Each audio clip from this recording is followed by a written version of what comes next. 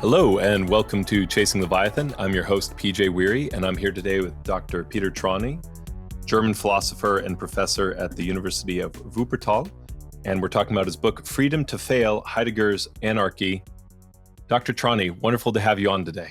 Yeah, it's nice to have me. So I'm proud. I'm proud. And I'm happy. So why, it is a controversial topic, but I'm really excited. I think even the way you approach it is just a great way to think about philosophy in general. Whether someone agrees or disagrees, I really appreciated the way you approach it. Why this book? Why this kind of short book, this longer essay? Why did you write Freedom to Fail? Yeah, well, in a way, it was a response to the discussions around about the Black Notebooks. Of course, in a way, that was the cause. But in principle, I'm of course interested in the topic of the meaning of truth and errancy and failure and untruth, of course, in philosophy. And I guess, well, the topic is a huge one, is a big one, and in this sense, the book is rather small. So there's a book, by the way, from Jaspers, von der Wahrheit, so on truth, and it has 900 pages. So you see, you can really write a lot about the topic, but in principle, I'm still interested in the question of truth in philosophy. So, and that was the beginning, and is still going on in my thinking. And that kind of takes us in some ways to that initial translation choice in the title. So Ernsfuge, if I'm saying that correctly, this idea of freedom to fail is how they choose to translate it, but it also has connotations of getting elbow room, of not necessarily error, but a way that has error as part of it, kind of errancy. Can you talk about that word and even like the translation choices, but also why that's important here?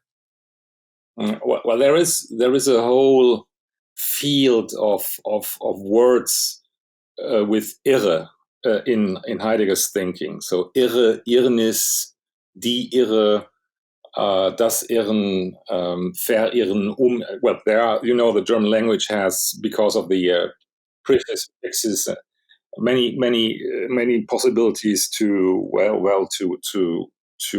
build strange, in a way, even in the German language, strange expressions. Because Irrnisfuge is, of course, not a normal German word. It's a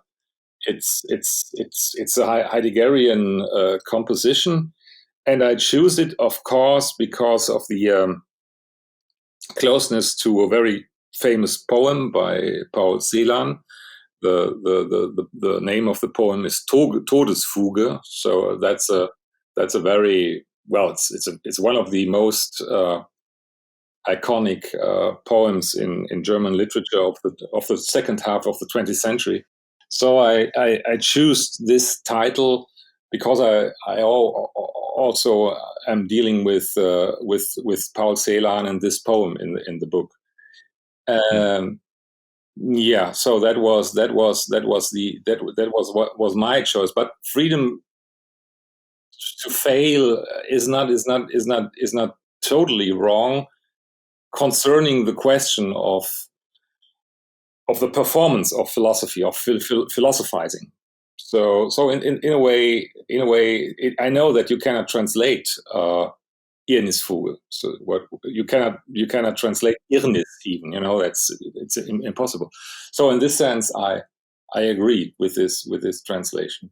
But actually, if you know poetry, German poetry, and you read the word Irrnisfuge, you in a way are remembered of this poem, and you know that there was a very important encounter between this Jewish poet Paul Celan and this German, former Nazi philosopher Heidegger. And forgive me, but I do have to ask this.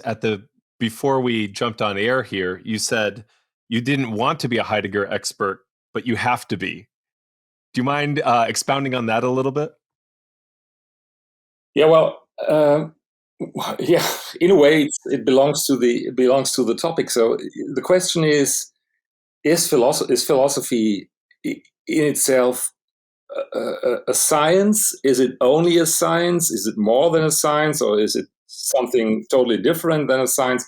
In the scientific business, you have to be a specialist. You know that since that's even a problem of the history of science. So since the beginning of the 20th century, you have to be an expert, a specialist concerning a certain topic in your discipline.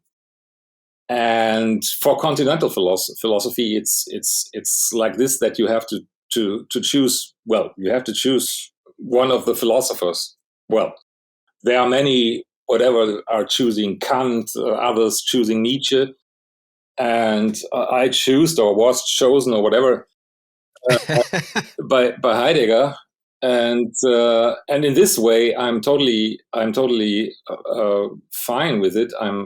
I agree with it that I have to do a job also in science in my discipline, and in this sense, I'm a specialist for Heidegger. I'm also an editor of Heidegger's work, so in this sense, I write articles. I wrote scientific articles and so on. But actually, as someone who is really interested in philosophy, or well, is a philosopher or whatever, I don't know. You are not only an expert. You cannot be only an expert. So you have to. So in this sense, for me, it's if somebody says, this man is the Heidegger editor. He edited the Black Notebooks. So it's always a little bit ambiguous for me. You know, that on the one hand, I would say, okay, well, I'm known as that, but actually my personal understanding of myself, of my work, is not totally identical with being the editor or being one of the editors of Heidegger. So that's the point. So in this sense, yes, I'm an expert, but I hope I can be something different also.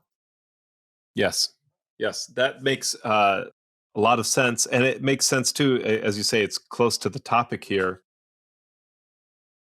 What is the value of, and what do you mean by the radical freedom of philosophy? This need philosophy has for elbow room, or I think it's translated as play space in your essay. Well, the thing is that like I said before, the question is, what is the importance, or what is the I don't know, what is the role of the importance of truth in philosophizing. And this is, of course, a very, very big question, and you probably will never find a like all the real philosophical metaphysical questions. You know, you never will have you never will have the one and only answer to that. And this is already the point, that if you well, try to deal with philosophers from whatever Plato to Wittgenstein or whatever, you are always confronted with people who are dealing with truth, and who are trying, of course, to present a system of ideas, or more or less a system of ideas, which are representing something like truth. But you will never find the philosopher, or you will never find the philosopher who really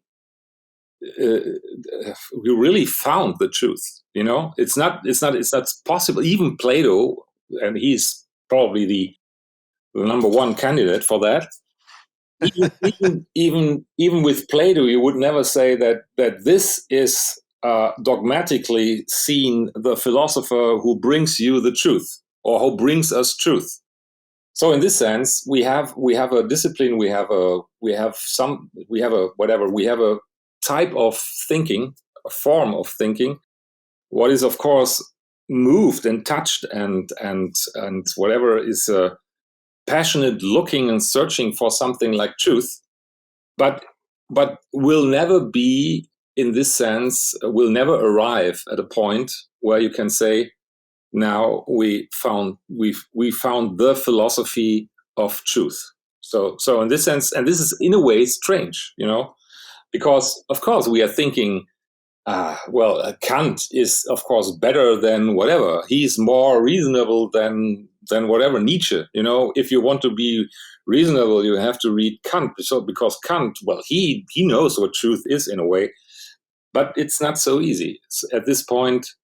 And the next step then is, and this is what I try to explain there, that Heidegger is probably one of the philosophers who knows that errancy, in this sense, to err, to fail in a way, belongs to human thinking, belongs to philosophy. And of course, that's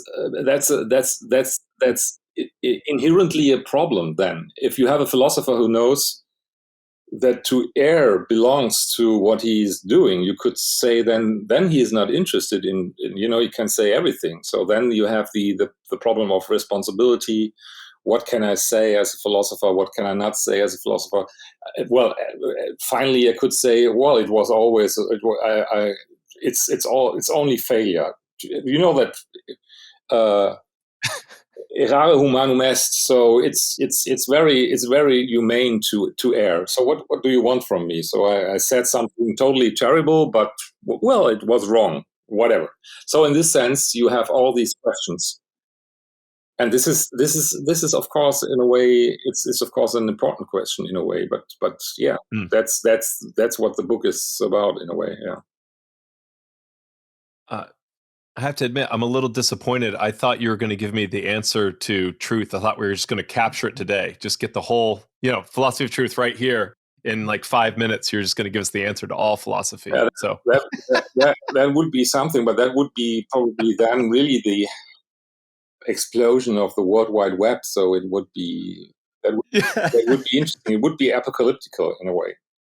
Yeah, it would be very, very apocalyptic. Yes, I would like to do that. Actually, I like the apocalypse, but no, I'm not able to do that.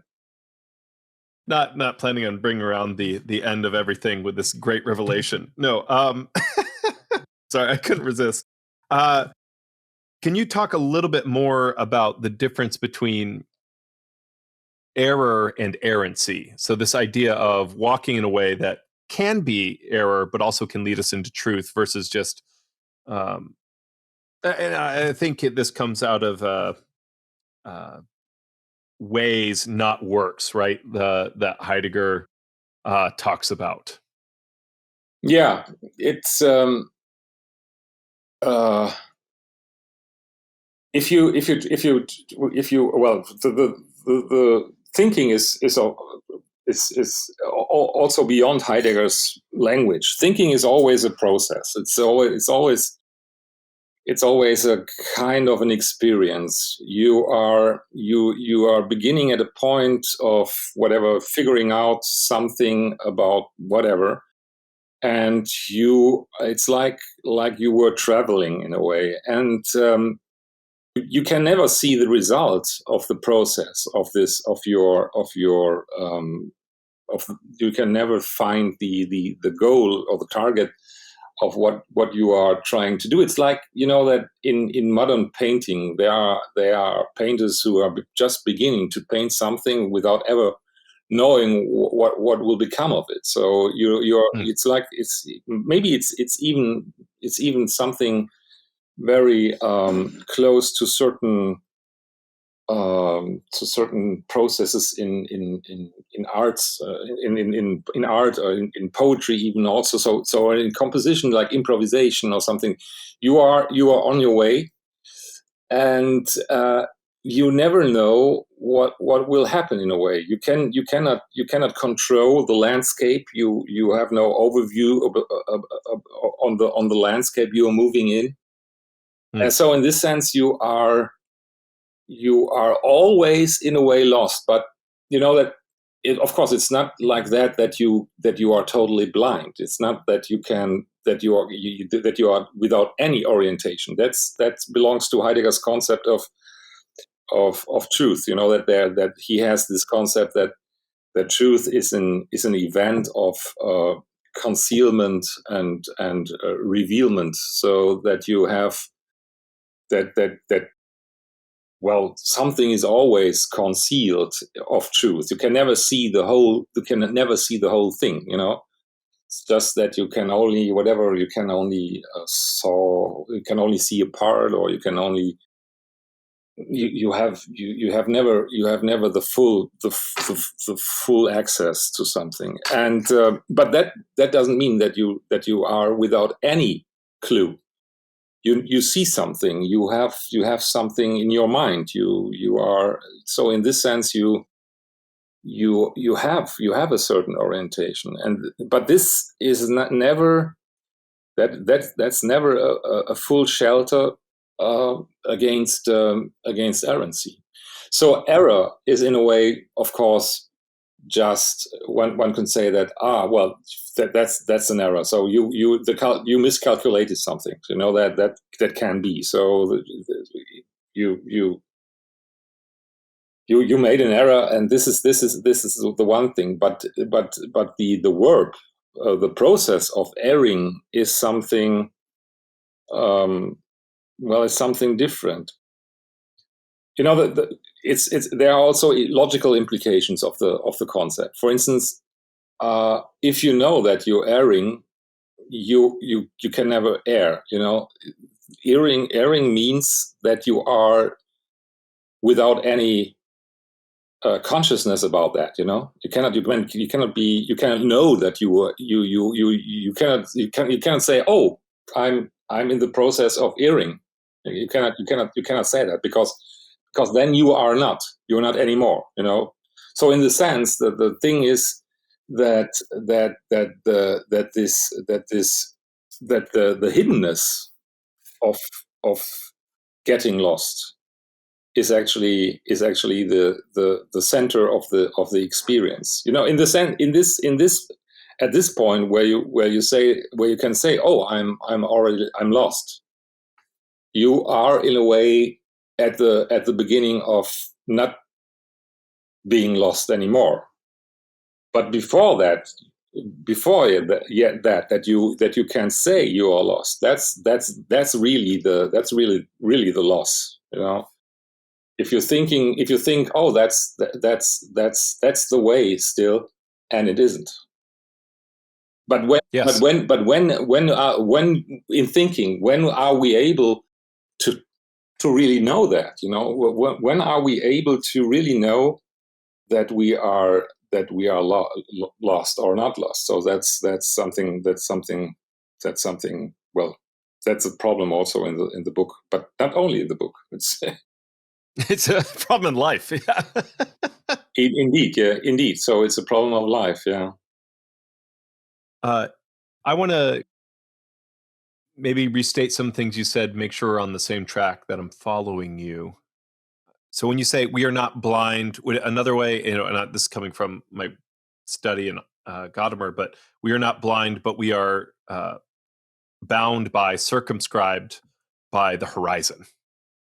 Right. So this idea of no matter where we move, we kind of take our line of sight is cut off at some point.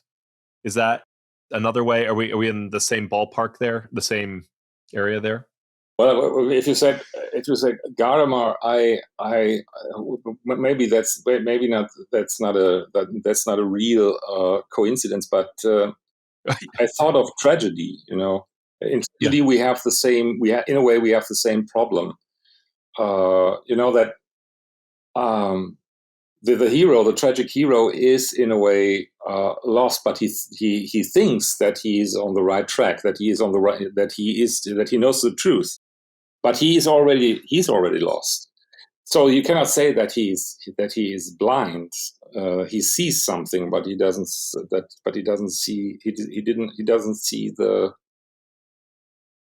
You know that I remember of the Oedipus Rex. Then when he is what is the word? He is stitching his eyes off. Is it the right word? I don't know. And because he's losing his eyes, he loses his eyes to become seeing. You know that's the topic of this cruel event in the tragedy, that he is losing his eyes to become seeing, to see the truth. So in this sense, it's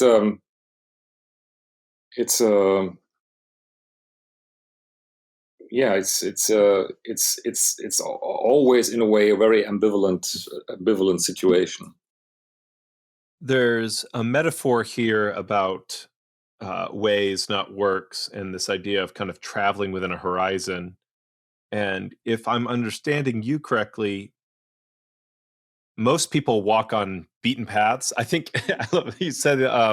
In public, there prevails a somewhat boring kind of communication that nevertheless has the great advantage of minimizing the dull frustration of the dissatisfied.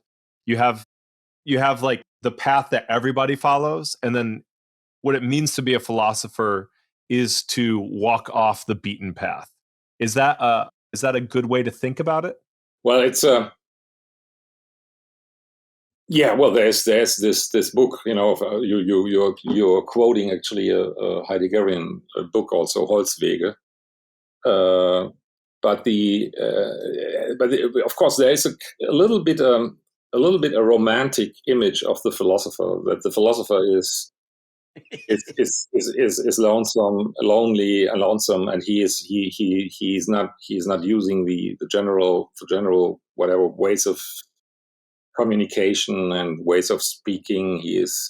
He has a special kind of life, a special way of life, and so on.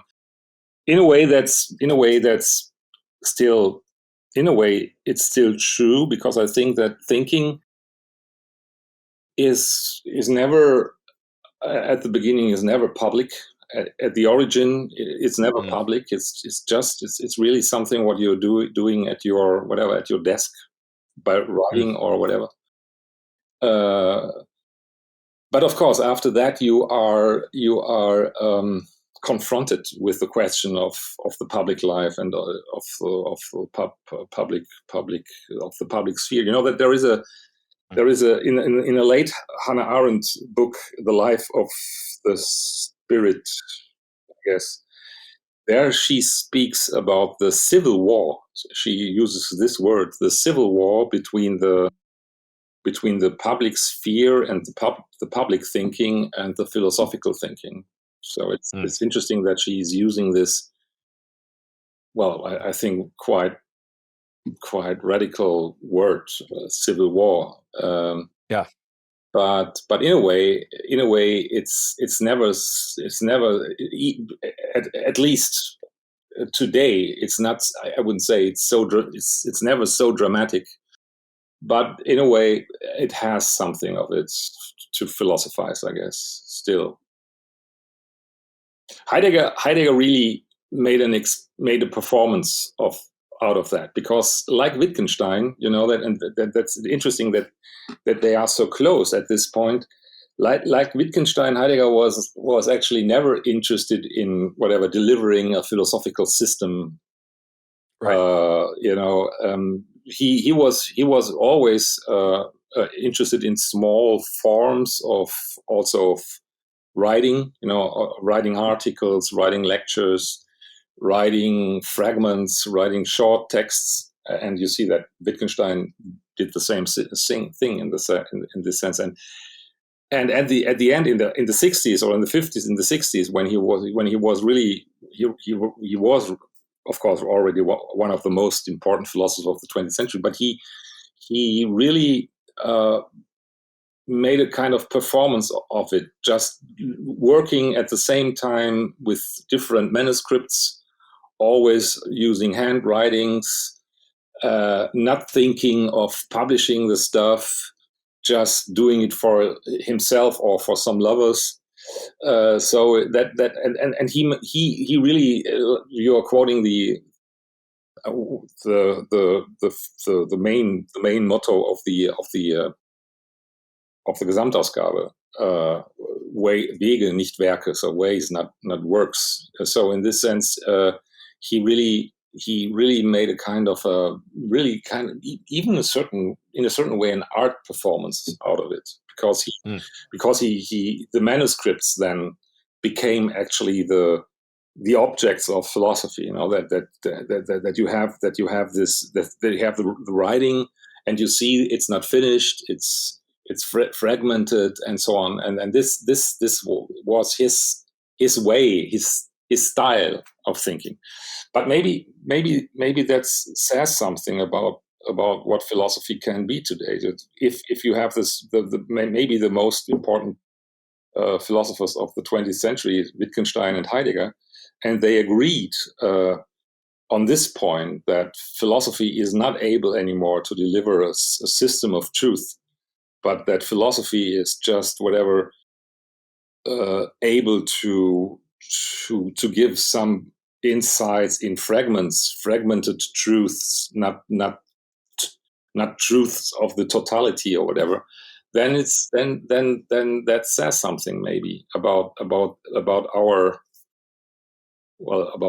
relation to what philosophy can be today. As we talk about the way that philosophy can be today, the question of Heidegger's responsibility is a big one. But I'm also interested primarily in, as someone who, admittedly, not vocationally, I do philosophy, and other people who listen, I think a lot to this podcast, are doing philosophy. As a philosopher walks in this errancy, what is the responsibility of the philosopher? Because you talk about the one who errs is without guilt, and you have to be able to question things in philosophy. What kind of responsibility does a philosopher have as they walk through this way? Yeah, that's an important, and yeah, it's also a crucial question. I really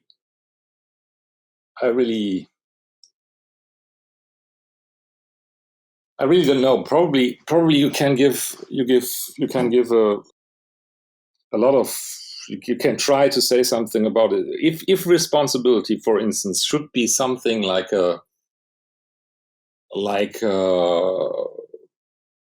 given morality that the philosopher has to accept, and that he, in the sense of this morality, is responsible for some thoughts he has, so that he can say that, oh, that's too dangerous, that I cannot write that, so that's irresponsible.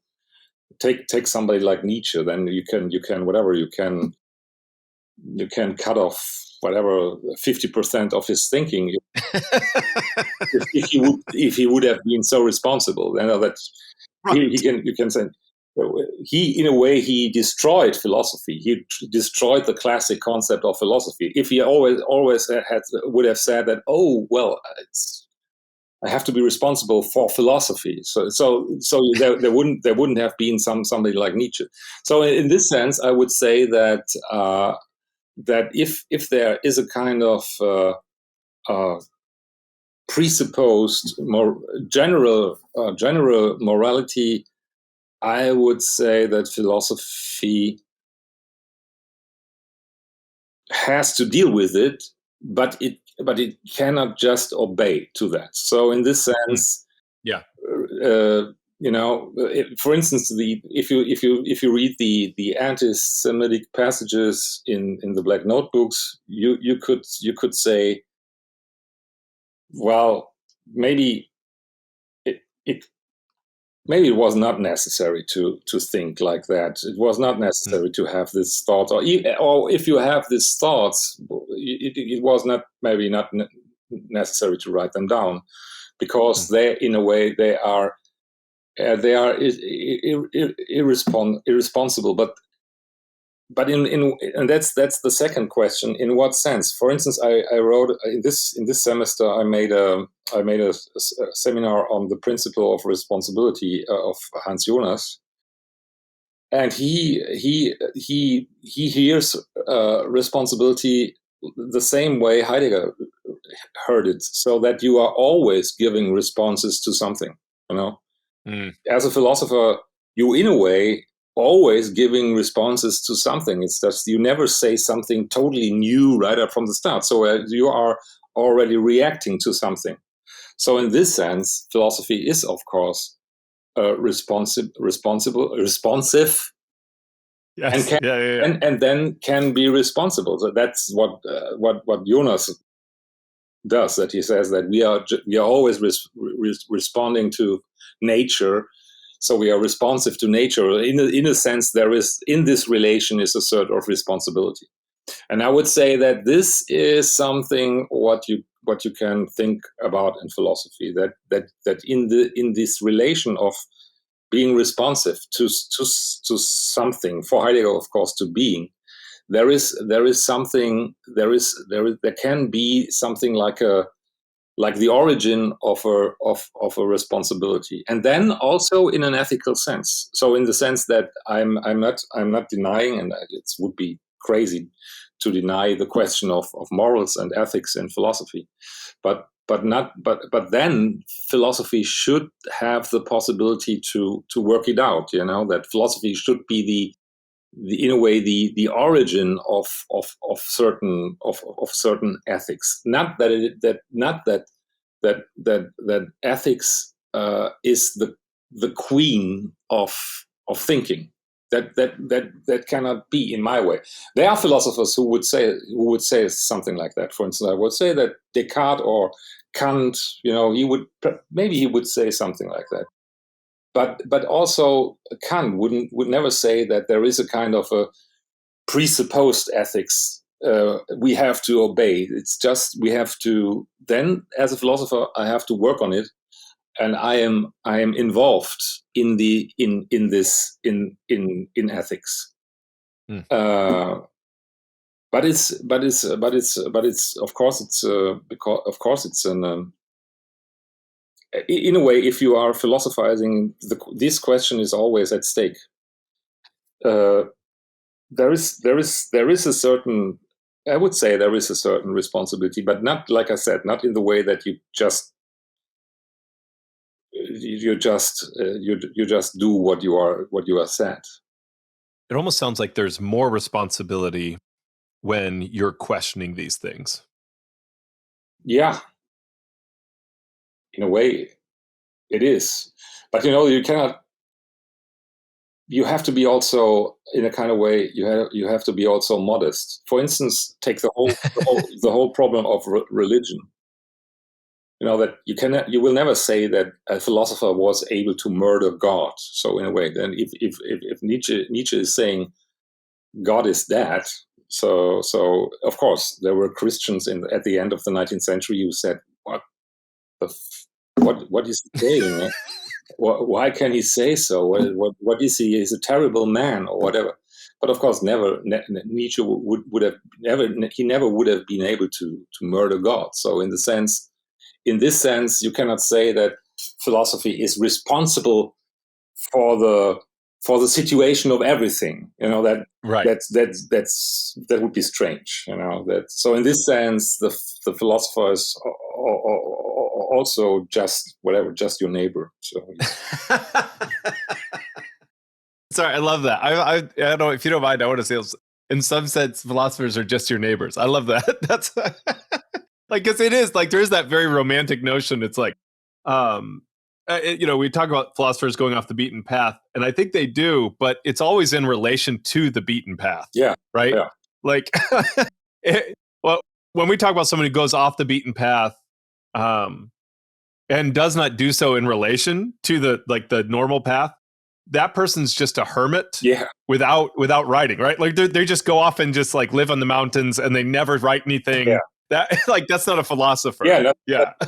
Indeed, that's not a philosopher. It's always in this, like you said, it's always in the relation to. It's not. It's the if you think of Socrates, and then he's probably the whatever, he's the model of the philosopher, and people can say that, yeah, he was always going to the agora, so he looked for the public sphere. So this is the like I said, that's the motivation of philosophizing. But if you think about it, what he did on the agora, you have the ambiguity, because he went to the agora not to earn money. Yeah. Because he said that's wrong. You cannot sell ideas. So he went into the public sphere. He went on the marketplace where people are going to earn money, to sell something. He went there and he said, what I have, I cannot sell. So I'm not here to earn money. And this is the ambivalent, ambiguous situation of the philosopher concerning the public sphere, concerning the public communication. He has to participate, but he cannot, in a way. Yeah, that's also in a way maybe tragic, because he was of course exterminated. So whatever. He's strange. He's a stranger. Yes. He calls himself atopos. Atopos, that means I'm never really at the place. I'm never really here. I'm here. I'm on the agora, but I'm doing things which are strange. So that's philosophy. Yes. Yeah. Actually, and this, I did want to ask you about this this phrase. Who were the Greeks that they could laugh about their gods? And perhaps that kind of even brings in, I would eventually like to get around to discussion of narrative and poetry. But I think there's this idea of atopos, the strangeness that kind of comes out. Of course, is poetry and laughing about their gods. You mentioned like there's the three tragedies, and then you have your the comedy at the end, right? The comedy, yeah. Yes. Philosophers are generally not interested in the comedy, so that's something what is a deformation professionnelle. That nobody of the maybe Hegel is an exception, but the Nietzsche or Heidegger, they were never interested in the comedies. They only were interested in the tragedy, of course. So Dionysus is one of the very funny figures of the frogs in Aristophanes. Yes. You can really laugh at him, and this is something very strange for German philosophers. that you have a god, and they are still, it's not that they just laughing about it. The relation is still intact, but on the one side you can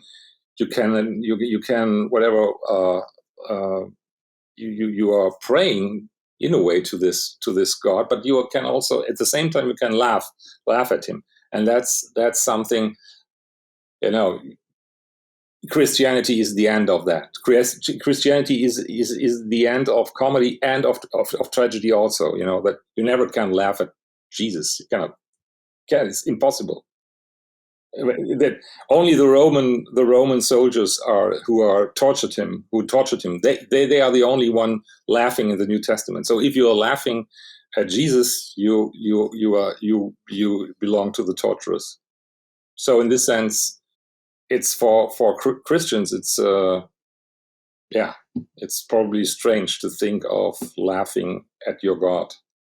And it's the end of tragedy because it, no matter what, you end in triumph. In Christianity. In Christianity. Yeah, yes. Yeah, exactly. Resurrection is the end of the tragedy. I was going to ask you about poetry and narrative. but now I feel like we just killed it, right? Like it's like No. yeah, yes, yeah. So how does poetry and narrative fit alongside philosophy? Because that's kind of how you end Freedom to Fail, right? You end by talking about narrative and about poetry and technicity. Yeah. Well, I think that poetry, in a way, has this relation to, well, it's a difficult question. So in this sense, I'm just well. At first, I would say that there is a very important relation between philosophy and poetry and narration right up from the beginning. So the problem of then is what is in this closeness between poetry and philosophy. What is of course the difference? What are poets doing, and what are philosophers doing? So in this sense, in the context of this book, I talked about Paul Celan, this Jewish poet. Well, for me, the most important poet of the second half of the 20th century. What is he? How are we reading poems? How are we living with poems? In relation to compared to philosophical texts and philosophers, and I would say that this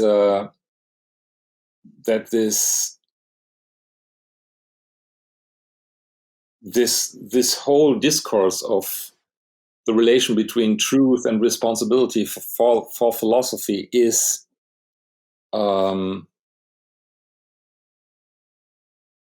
also there in poetry, but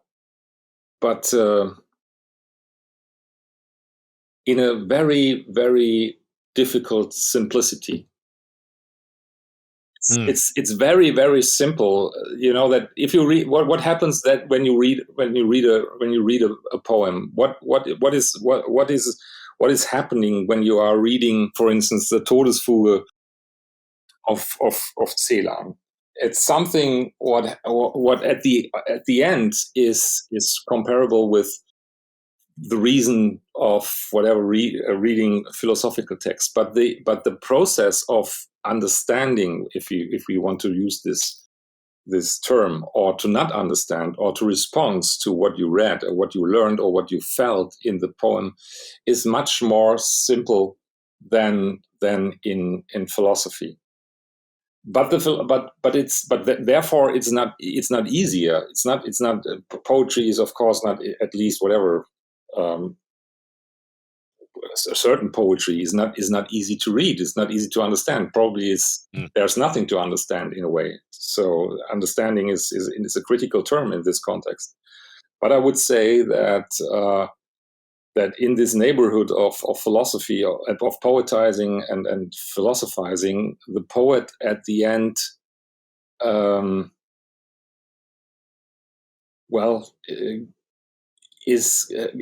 has a deeper access to, I don't know what, but he has. Is it that fabric though of everyday life? Well, you know that we Heidegger often talks about this concept of, well, actually he only talks about it in Being and Time, but there is this concept of authenticity, and this is a highly criticized concept, not only in Heidegger but whatever in if you today, or if you are whatever, try to understand what authenticity can be even today, or what authenticity is. It can be of course it can be a critical term, that it can be criticized, because what are the criteria of authenticity, or what is what actually is authenticity. We Right. don't know that, but nevertheless, we have the experience when in experiencing certain, for instance, artworks, compositions, in whatever meeting people. There is something where we can say there is something in a poem, there's something in a poet, there's something in a certain human being, and then we could say that this is authenticity. Probably is already an objectification, and in this sense wrong. We have a certain a certain feeling of integrity, of truthfulness, of seriousness, also of honesty, and we see that in certain products, like, for instance, a poem or artworks or whatever. And I would say that this experience is more possible in art or in poetry than, for instance, in philosophy. I love we kind of come full circle, even talking about this authenticity and even this honesty, to the talk of probably aletheia, this idea of unconcealing, and we've come full circle back around to truth that we started with, right? That this is what your own work has been in. I want to be respectful of your time. If you don't mind, what is one thing that you would encourage our audience to do or to think about over the next week? What's something they could take away from today that would help them take that next step on the path, either the beaten path or the the maybe more exploratory path? Oh well, that's probably I'm only speaking nonsense. I don't know, but I'm erring all the time in our conversation also. But like what I said at the end of our conversation, what I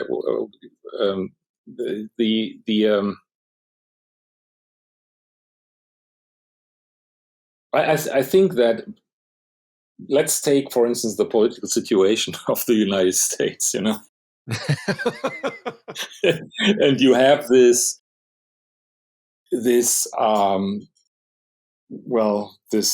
split or whatever, this confrontation between these, two lifestyles, also not two modes of thinking or ways of thinking. You could really ask yourself, what is actually, if you really try to be serious with yourself, and you are not just whatever thinking of political decisions, political standpoints, public whatever statements. You really try to you really want to be honest with yourself, and in a way a little bit more authentic to what is at stake in this situation. And you are not just whatever thinking of what would Kamala say and what would Donald say. You really get coming to yourself and try to figure out what actually is really, what is really at stake in this situation. And I would say that this is the beginning maybe of authenticity, just to really to come to yourself, back to yourself, in a way, more or less leave the public sphere a little bit behind. You after that you can return to it, but leave it a little bit behind, and choose the the way of life of a philosopher in the romantic way. Just whatever for one situation, really try to just cope with the problem in yourself, in your integrity, in your in the whatever, in the nakedness of your life.